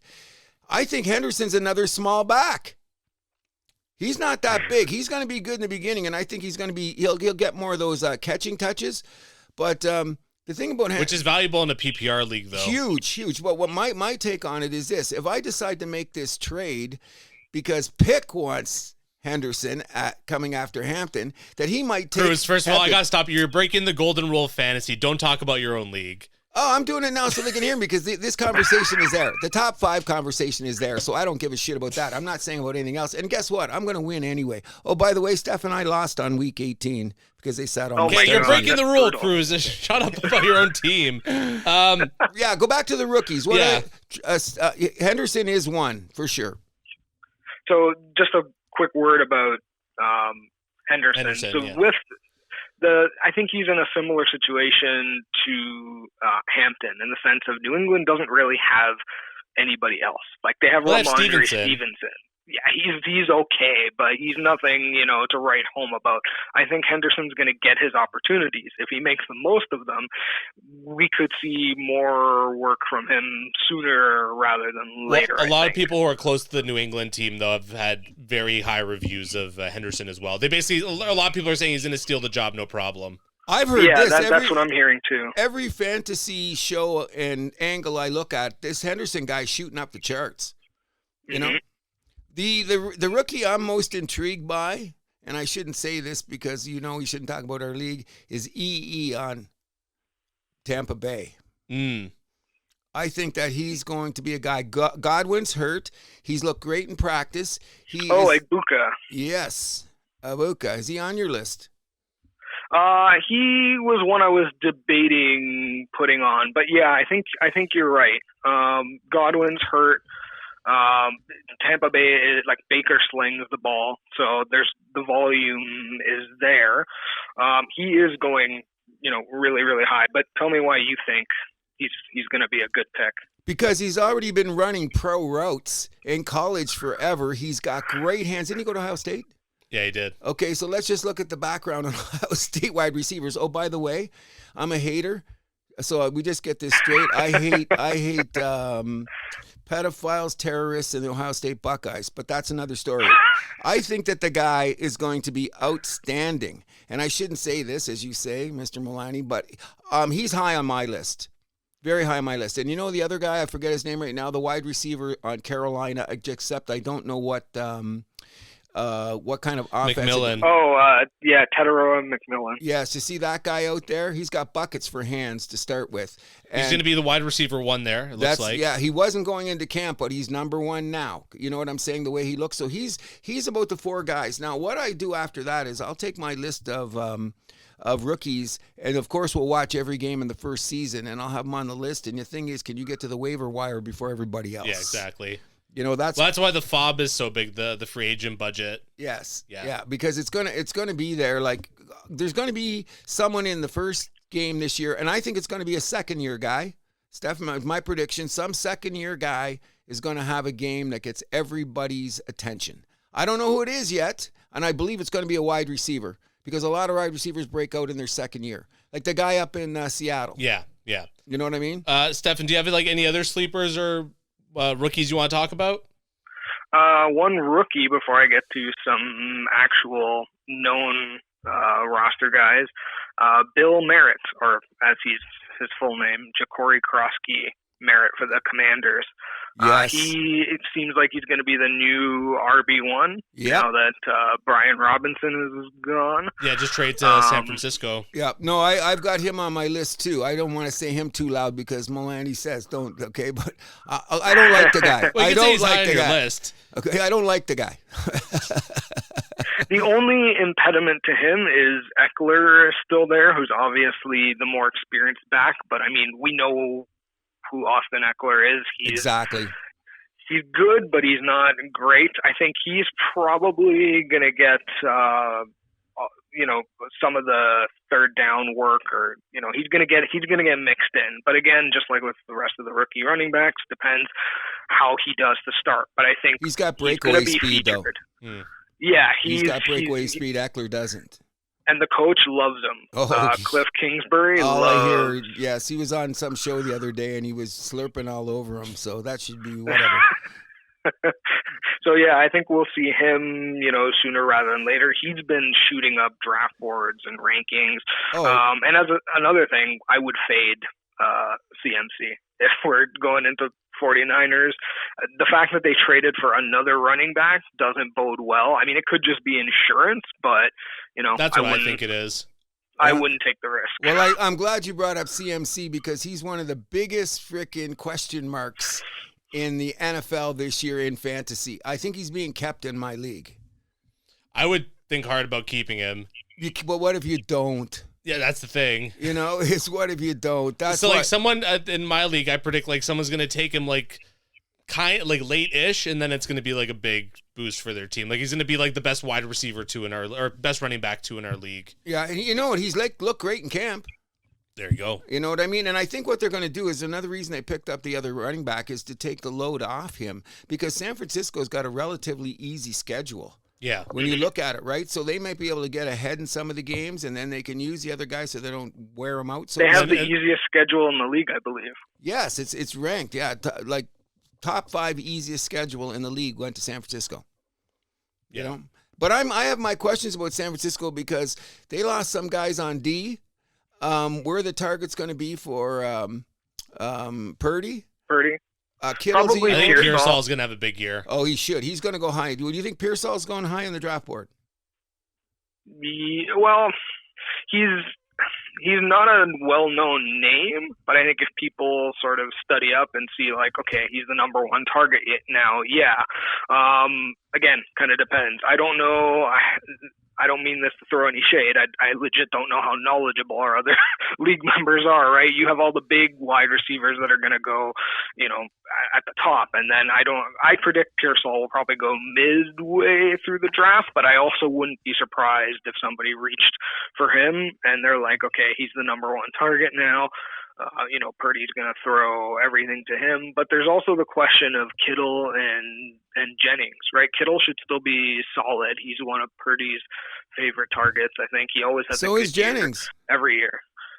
Sorry? So is Jennings is one of Purdy's favorite targets. My thing about Jennings is he's going to play 17 games. Yeah, he's also got a little bit of injury history there. So I think if he plays and he stays healthy, I think both Pearsall and Jennings will post pretty good numbers. But I think if you want to own one receiver from San Francisco, not counting Kittle, it's definitely Pearsall. They got a rookie, I think, from Mississippi State. I can't remember his name, but he looks really good. I got my wrong book here. He was on my list too. I think it's Mississippi State, or is it or Ole Miss? One of the two. Anyway, the kid's a flyer on the outside, but he's a little bit small. So could be a waiver wire week 1 thing. Yeah, that's what I'm thinking too. Because I'm not targeting the San Francisco offense until I see it. Yeah. You know what I mean? Because they had a lot of problems last year. They had a lot of injuries. Now, can they bounce back in 1 year? Sure. You know what I mean? A lot of teams have gone from worst to first. I'm not saying San Francisco's go there, but they've got a core, good coaching. You know what I mean? They've been to the Super Bowl. Yeah, so I'm not gonna throw any shade on the team. However, that division is going to look interesting anyway because of the Matt Stafford situation, and everybody's slurping up freaking Seattle. I think and never trust Kyle Shanahan. No kidding, but I think the sneaky team that you should look at some fantasy players on is the Arizona Cardinals. Oh, I agree. Yeah, like people, they're very quietly not looking there. Kyler Murray is now 100%. He's looked great in camp. He's got targets. I don't know about Connor as a running back. They got the other guy that's coming in, but I think he's hurt. Yeah, well, that's so. Who, the other guy or Connor? Connor's banged up. Henderson is the other guy. I think he's hurt. Oh, Henderson's I could be hurt? wrong.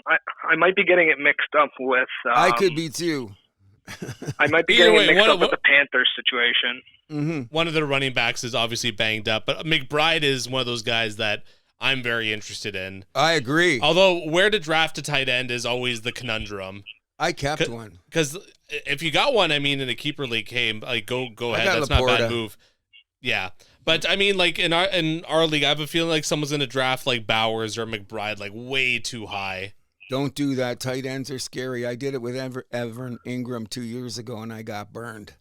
Yeah, I think McBride is the only tight end worth reaching for, honestly. If you get him few rounds early, I like Bowers, but the only issue with him is the Raiders have nobody. So what happens if, like, it's basically just Bowers and Genty, right? They have, like, almost no real... I think that works in his benefit, though, because he's going to get more touches. It could, but the flip side of that is also, what if teams are covering him a lot more?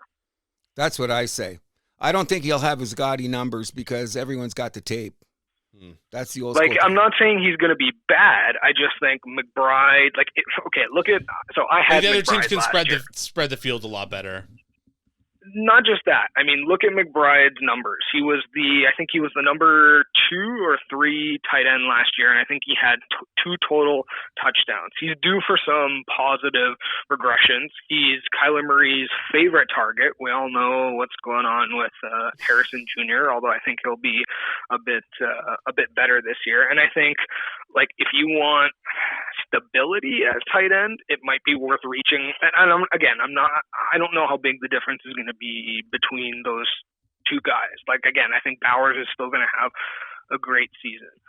Okay, but so if you want security, take one of those 2, even if it's a few rounds. Okay, so higher. now that I like where you're going with this, so I'm going to throw something out there because we'll move on quickly now that we're at tight ends. Is this the year that Kyle Pitts is finally worth the opportunity to draft because of the quarterback situation? Like, this guy's been supposed to be a top 5 tight end since he's come out of college, but he's never had the quarterback to get the ball to him. They're saying this could be the guy. And he's only 25 years old, and he's a big target. Is this his breakout year? He's had decent numbers, but he hasn't had the expected numbers for a target that he is. You know what I'm saying? He's a guy you may be taking with your last pick. Yeah, I think you should take him before. Kyle Pitts is kind of like the fantasy meme. I see it everywhere online. It's just like, is this the year we finally take him? I don't know. The only thing I can say is, I mean, okay, we don't fully know what Penix is. Like, he showed some flashes last year at the end, and I think he'll be good. Like, he's got a rocket for an arm. He can throw. The question is Kyle Pitts any good? Well, it all depends what you believe. Well, he went to Washington, right? Penix? Yeah, no, did. he's in. Remember, he had the no, big it was Washington college. State. It was college. Oh yeah. He threw to the big tight end there all the time. That's what's got me thinking, and I was hearing him saying, looking at the tape, he was a guy that if they took away the outside, he wasn't afraid to throw the tight end. That's what got me thinking about Pitts and that kind of offense, which is going to be wide open in Atlanta. Like, they're going to throw the ball, they're going to do shit. So that's one of the teams I'm kind of looking at. But once again, like, you might get the week 3 and they're the worst offense in the league. We don't know. You know what I mean? This is a new chapter, new story. That's there's a lot of question marks. I think Drake London and Mooney will probably be the top 2 targets. Again, it depends how comfortable Penix feels with Pitts, right? And it also depends on Pitts' performance, himself. I think in our league, he's probably going to get taken probably a bit later. I wouldn't be opposed. I wouldn't be opposed to taking him maybe as like a tight end 2 or like a flex guy and, kind of playing around that. But I personally wouldn't bank on him. He's one of those guys I'm not going to do that. He's a dart throw, right? If you hit, it could be amazing, but, like, are you willing to take that risk? I'd rather let him be someone else's problem, and if he works out, he works out. But, given the last 3 years where every year it's like, okay, is Kyle Pitts going to be good?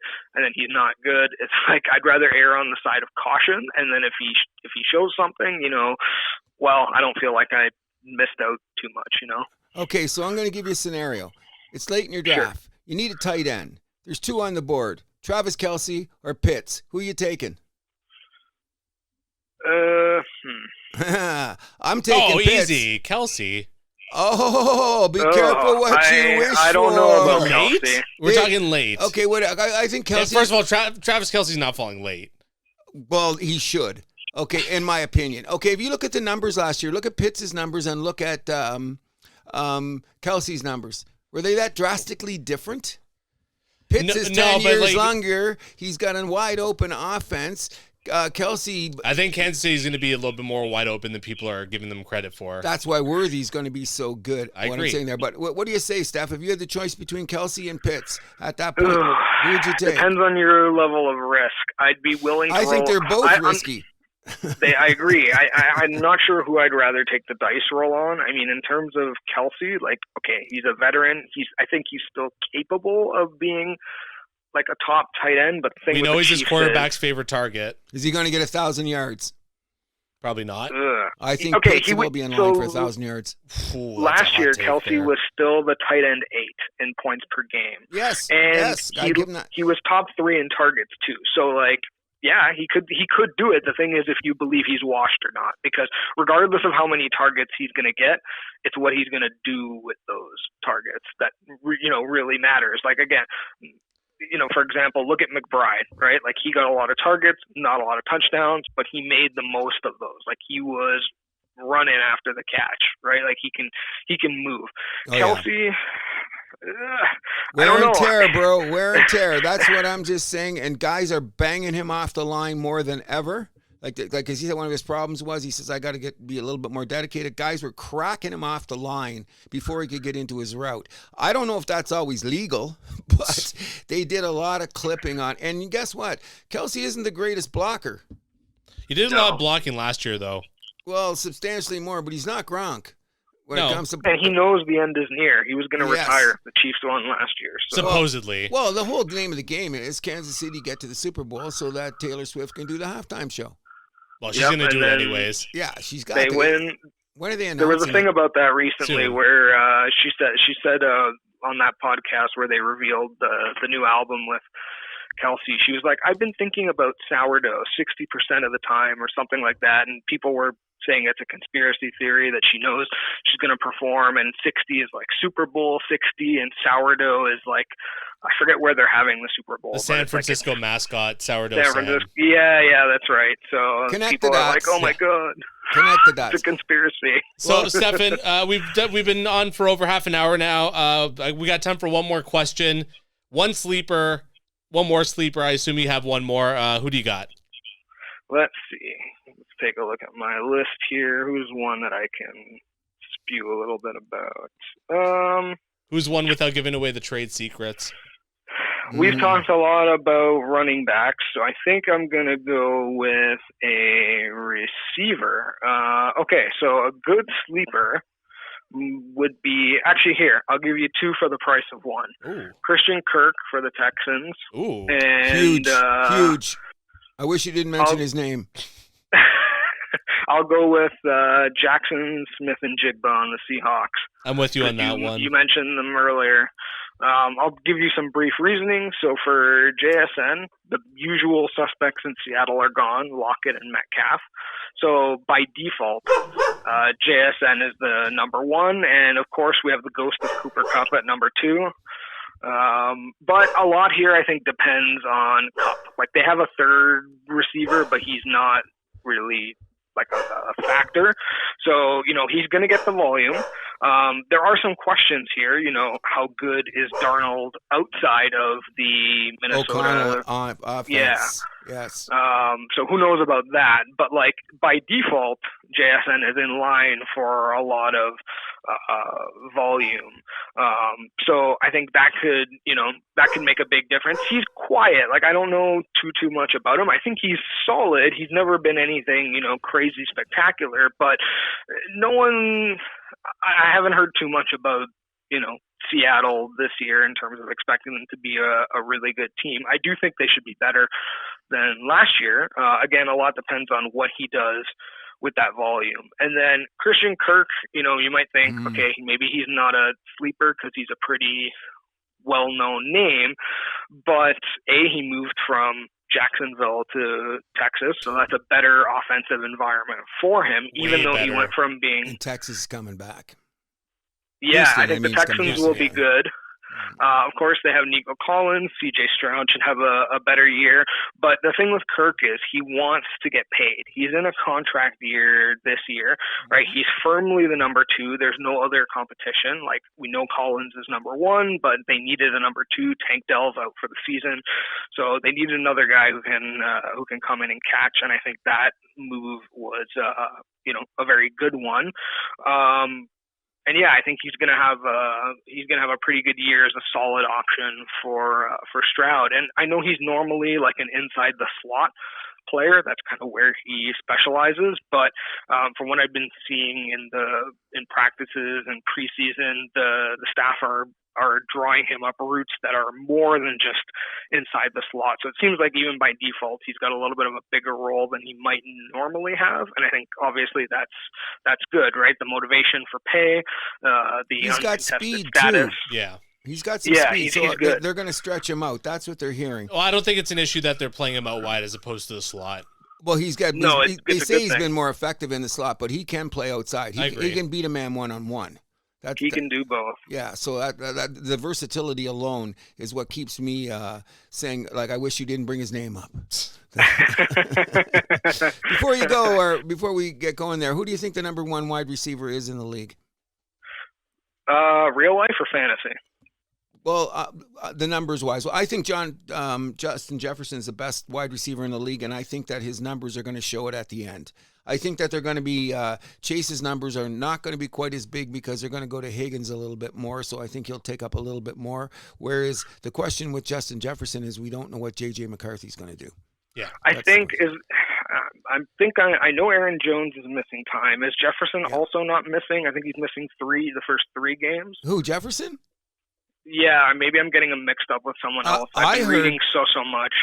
My take on Justin Jefferson is he's got the training camp hamstring injury. You know what that means, right? Just saying. That's my take. Well, say what it means. That means he's running up and down the sideline, chewing bubble gum, talking to the fans. He'll be ready to go. Week 1, 8 catches, 2 touchdowns, 130 yards. Like, you know what, guys? If you're going to start noticing this as you get older. There's certain things that go on in the NFL training camp. Oh, I know. As soon as you hear them, I go, oh, yeah, the hamstring, the tight hamstring, oh, the tweaked ankle, oh, the left fingernail. Because guys that are veterans, they don't want to go through all the rigmarole of doing it, especially wide receivers, because they know their routes and their situations, and they've done their 7-on-7s and all that bullshit. Or you could pull Brett Favre and just not report to camp. Oh, Brett Favre. Hey, wait. Oh, sorry. Go ahead. I was going to say, Stefan, this has been very enlightening. Thank you very much. It's been some good talk, and good luck with the upcoming fantasy season, but not too much luck. Thank you. Thank you guys for having me on. It's been a pleasure. But we'll get back to you because we have to do an NFL preview, and there's a possibility that we could include you in the preview. How's that sound? Sure, sounds Mr. good. Milani? Let me know. Well, once we get it together, I'll talk to my producer. I'm always up for some good chat. Great. Glad you made it, man. Appreciate it. Good information. Appreciate it very much. Thank you. All right, thanks, Stefan. Have a great day, guys. Yeah, you too. Take care, buddy. See ya. Bye. It's now time for our soccer report, but before we get to all the madness and excitement in Europe, we got to talk about TFC. Why? They got the 1-1 draw in the game you said they got blown out in. I thought they would. At first place Philadelphia on a 92-minute equalizer from sub DeAndre Kerr. But the next week they got the draw 1-1 at home versus Columbus, so I don't know what to make of that. They play again in Atlanta tomorrow. But moving over to Europe, PSG beat Tottenham in penalties to win the UEFA Super Cup. Did you hear about the message about the Stop Killing Children thing? No. So they put that out there on the field, then it's funny. So you have half the people who are upset, basically like just saying like you should have just called out Israel for doing that, and then the pro-Zionist siders are like mad for them calling out Israel. I'm like, well, you're kind of just telling on yourselves because they actually didn't say Israel, but okay, exactly. You know that whole mess over there. Some of the numbers, even from like Israel, that we're not a political show, but from like Israel's like own internal numbers are like, whoa, like in terms of like civilian deaths and whatever. It's sad stuff, people. And you know what? I'm just going to say this, and people are going to think I'm nuts, but in my opinion, I think if Israel takes over Gaza City, it'll be great in 5 years. It won't be good now. It won't be good now. Yeah, but come on, they're killing civilians. Everybody, it's a war, bro. I don't like it. Doesn't make it right. I'll just end like this. Everybody go back and study the 6-Day War. Should have been decided in 1967. We're still doing the same shit 60 years later. Well, I think the big thing here is that the West just goes in there and makes arbitrary lines and it fucks everything up. I agree, but if you're a country that's getting freaking shot at for 60 years, eventually you're going to put the hammer down. I'm not saying it's right. I'm not saying it's right. I'm just saying that it's a fucked up situation, and I don't know how it's going to end. And for soccer games to get involved in this, sometimes I say, I don't think so. No. You know, it's like all the things that are going around the league now. I don't think it's right or wrong, but how many organizations in professional sports are banning things like Pride Day? That's not really happening. Who's banning it? What they're saying, yeah. Oh, yeah. Some people say we're not going out of our way to do the Lions, the Steelers, a couple teams. Now, what they're saying, no, Andrew, wait a second here. That's a worldwide situation, okay? That's a worldwide situation, and I think it should be respected, by the way. First and foremost, like, let's get on. I'm on this side of the fence. However, these people are arbitrarily decided that they don't want this controversy in their arenas. That's all they're doing. And don't they have the right to do that? What controversy, though? What's saying that? Those people are welcome? No, they're welcome, but they're not going to... They're not that welcome. Okay, so how come they don't have a night out for the House That Happens crowd?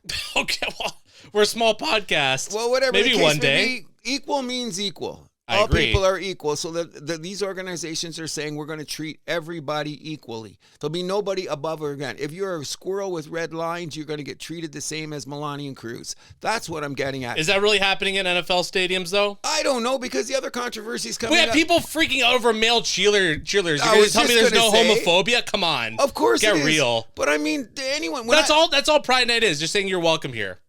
Not to get off topic, but... Okay, well, anyways, I'm saying they're going to eliminate, there's a variety of things. It's not just Pride. I'll figure it out before the next show, and I agree with it. Don't bring politics into the game. It's already there. I know, but we can keep it We're subsiding. honoring like military, whatever people like every game. No one freaks out about that. That's But all of a sudden different. No. It's political though. It's political. We're talking about people that are defending the country, bro. It's political. It's political. But when it comes to pride, that's always the first argument. I don't want politics in my sports. Well, it's already been there, bro. And you don't. And like now you're making a big deal about it because you got to acknowledge that like someone's gay. Oh, I think Shut that's the fuck ridiculous. up. I agree. That's not what I'm saying. But what ends up happening is something goes on. They bring the controversy to the stadiums. I want to bring up one. I would like to bring up one issue right here, but I'd get killed for it. We just had a massive. A few years ago, a group that was everywhere all the time because we had to celebrate this, and it turned out to be a fraud. I think that's what's the beginning of keeping that shit out of stadiums, in my opinion. Because what ends Are up you talking about BLM? That's what I'm talking about. So that's where it starts. So we're welcoming those people too, aren't we? So it's one mistake I made. So now all of a sudden, like nothing could be like, I don't know. That seems like an overreaction. I think that they're drawing the line, and I don't necessarily think it's a fair line to be drawn. It's not. But they're putting everybody on that side of the fence. Everybody. They're including the House That Happens. We're on that side of the line. Well, the too. House That Happens doesn't get discriminated against. That's the difference. No, okay, I'm agreeing, but I will push back on anytime they want to celebrate anybody that's in the army. I'm on the front row of doing that. That's just my belief, because I'm not over there in Gaza or Ukraine or any of these crazy places where shit's going on.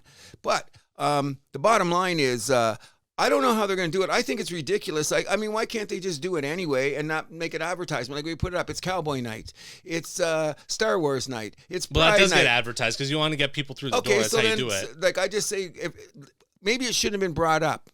They just kept doing it and don't make it an issue. Because now it's on the paper, so don't make an issue. Just keep doing it forever. Maybe that would have been the better thing than announcing we're not going to do this anymore and we're not doing it for anybody. I agree. That made things 100% worse. Yeah, so I'm. But then people are. I don't know. It's weird. It is weird. It's weird. Well, first of all, because everyone's equal. That's what happens. I'm going to scream that every day. I'm for the pride people. Like, come on, let them come in. Let's have a party. I don't think. I just think that it started with BLM. The height of that and where it fell to that. Okay, but that and Pride Night, you're like those have nothing to do with each other. No, but they're not letting anybody. That's what I'm saying. I think that's a bad precedent. I think that's a bad precedent. I don't too, because then we're forgetting about things. Okay, then what are we arguing about? I'm not really sure. I'm just understanding why. If you're scared of a rainbow, that's on you. We need to get to soccer. Agreed. So in the Premier League, we got way off topic. Liverpool picked up right where they left off, going up 2-0 on Bournemouth, but they came back. But Federico Chiesa scored the winner off the bench in the 88th minute. Mo Salah sealed the deal with the goal in the 95th. Man City goes into Wolverhampton and wins. Haaland, they won 4-0 in that one on the road. Haaland got the brace, including the winner in the 34th minute. Man City versus Tottenham. That was today, actually. I believe that one started at 7:30 this morning. And 2-1. Oh, Tottenham actually getting the upset. They won 2-0 in Man City. Wow. So Man City up and down like they were last year. After their favorite start. Yes. La Ligas. Apparently they will have a Barcelona versus Villarreal match in Miami, although this is being objected to by Real Madrid, probably because they're not involved if I had to guess. Barcelona went to Mallorca and came out with a 3-0 win. The usual suspects getting it done. Rafinha scored in the 7th, Yamal with the assist. Torres scored, and Yamal got one of his own in the 95th minute. Atletico Madrid actually dropped their opener 2-1 at Espanyol after scoring the opener in the 37th. That's a surprise, isn't it? Very much so. Yep. Ligue 1 began. Lille versus Monaco will be tomorrow. That's going to be a very big matchup. Serie A and Bundesliga both started this weekend. Bayern actually smashed RB Leipzig 6-0 yesterday in the opener. Kane had a natural hat trick in the second half from the 64th to 77th minute. Wow. And Champions League right around the corner, less than a month away, September 16. Is JJ Watt part owner of Bournemouth? I thought it was like Burnley. Or was it Burnley? Yeah, I thought it was Burnley. Because they got moved up to the Premier League this year. They didn't get sent down, didn't they? They maintained their position? I thought so, yeah. Interesting. We'll talk a little bit about hockey, so can't get too deep into the weeds. Serge Savard, after calling Lane Hudson the most talented Hab since Guy Lafleur, which I think is a little bit of a diss at Pierre Turgeon, but I'm with that. He did not get named to the USA Olympic camp. Because of his size? Am I saying that's the only reason why? Look at the defenseman because I took a look at the Yank roster. All big boys back there. Every boy is 6'2" or plus. Every guy. What's Lane Hudson? 5'10". 5'10". But sometimes you need that guy. You know, we brought Montour to camp. Yeah. Okay, so it could be there. I don't know. I don't know what the Americans are doing either. I don't know what any team's doing. In the NBA, Bobby Webster got named the new GM of the Toronto Raptors. Not really surprised as he was the number 2. Because Pelly don't know basketball. It's Mr. Pelly's neighborhood, but I got to know somebody that knows what they're doing. Well, he's also, Webster's also been there from the beginning of the Messiah era, yes, so it was the obvious choice. It was seamless. The bottom line is, if you look at how Pelly's working, I think it's great that he shows up everywhere in his suit on the sideline with all the teams. I'll give a man in his position. I wonder if I'll see him at the Argos game tonight. Did you lose a bet? Did you lose a bet? No, I'm going there for fun. Okay, I forgot. It's great atmosphere at BMO. I hope they win. But anyways, I'm just saying it's Mr. Pelly's neighborhood, and I'm glad for Bobby Webster because he is a respected basketball guy in the basketball community. Yeah. John Wall retired. Give me one word describing his career. Money. Okay. Money. I really thought Washington was going to go places back in the day with him and Beal, but just never materialized. When he came out of college, I thought he was the number man. 1 pick. Yeah, no. Did you see him when he won in Kentucky with DeMarcus Cousins? Mm-hmm. That team, like John Wall, was a wizard. Like a huge, huge wizard. I like the fact that they're retiring Derrick Rose's number in Chicago. January 24th, his number 1 is going up to the Raptors, which I think is cool. Yep, I'll go. Yeah, and I think that's the same night Marner comes to town, so I'll be busy. Yeah, your 4-screen setup will be getting a workout. You're damn right. And the Carolina Hurricanes owner Tom Dundon will be buying the Portland Trail Blazers for a reported $4 billion. I believe it went up to 4.5. The report. The team will not move. I think they're staying in Portland. You don't think so? Okay. Realignment. I don't think it would go because of the history of Portland. But, unfortunately, people don't know. We're not in Portland every day. That's a downtrodden city right now. Yeah. They got a lot of issues politically, taxation. How do you keep a team there? In the CFL, the Argos were up 22-1 after one versus Ottawa on August 9th, but they blew it to lose 46-42. The next weekend, they lost in Edmonton 28-20. Season's done, bro. Today they play the BC Lions in a game I will be attending in a couple hours. They're going to get their asses kicked. I'm going to say every time I say that, they don't. So they're getting their asses kicked today. You know what I mean? They're going to win. You know what I mean? Like, you know what? Hey, Nick, if you're listening, I'm feeling sorry for you. Nick's almost, I think, a season ticket holder of the Argos. This has just been a disappointing season because nothing got off to the start good. First of all, they didn't have Kelly. Yep. Defense was all over the board. And now they're a product that's going to have to start thinking about next year right now. Yep. Last but not least, the WNBA. So in Seattle, Sue Bird became the first WNBA player to get her own statue, which is very cool. I thought it was cool too. You know what I mean? That's back to the equal. If you're great, you're great. Personify it. Well, and she's arguably the best women's basketball player of all time. I'm not gonna. We never got to see what Cheryl Miller could have done because That's she true. did too. But I'm saying outside of that, yeah, I give her huge props. By the way, if you've been paying attention to WNBA lately, the Las Vegas Aces have suddenly jacked it up. Speaking of that, Asia Wilson became the first WNBA player to have a 30-20 game in league history in the Aces' 94-86 win over the Suns on August 10th. Yes, and they just beat the Lynx. Well, Collier's out, though, still, isn't she? Well, anyways, the Aces, who were at the beginning of the season, were one of the contenders, and they had the most ferociously bad start in a long time. And what do? If you notice, I'm paying attention to WNBA. Yes. They're sneaking up the standings. Caitlin Clark, get back, please. Her injury is more serious than their. I think so, too. And not only that, they're even showing perhaps maybe where she got it with some of them dirty hits. Like they're running into her, you know what I'm saying? So we'll have to wait and see. And last but not least for WNBA, the Sun sale has hit a potential impasse as the WNBA does not want to approve the relocation to Boston, although the new potential owners are trying to work with the league on this issue. Well, we talked about it. Why leave Connecticut? They've been like Well, they're sniffing the money. Well, exactly. But that's been like a staple of the league. You know what I mean? And their history with women's basketball, I think it's kind of whatever. I hope they don't go to Boston, really, but we're going to have to wait and see. We will see. Now we're at the end of the show. Sports trivia question. All right. So obviously 8 minutes over, bro. Let's get this going. So obviously we're going to talk about hockey in the summer. Wait. Before we go, what did you think about the contract signing in Chicago? I know he got contract signing. The Blackhawks signing the kid. 56 games in the NHL. He looks good. Oh, I know. He's invited to USA camp. Yes, I agree that. I think Nazard's going to have a big year. But he's a good player. That's a lot of money. But that's the move now. You sign him early so you don't have to pay him as much down the road. Same thing happening in baseball. Exactly. Yeah. Can you name the top point scorers from each of the last 10 entry drafts? That means the rookies, right? Well, this isn't clear if it's like top. I'm assuming career numbers. Oh my God. So 2016, it's got to be Matthews. Yep. 17. Defenseman. I want to say Makar, but I think it's a defenseman too. Yeah? Yeah, I'm pretty sure. 18. Oh, God. We had somebody that's nobody. Yeah. They ended up being nobody. Oh, God, who was it? I think it was a defenseman. Because 19, we started getting Barkov and those guys. No, Barkov was like 2013 or 14. He's been around that long? Okay. 14, I believe. I can't even. Well, we got Celebrini, we got Bedard. Jablonski doesn't. Slavkovsky doesn't make the cut right here.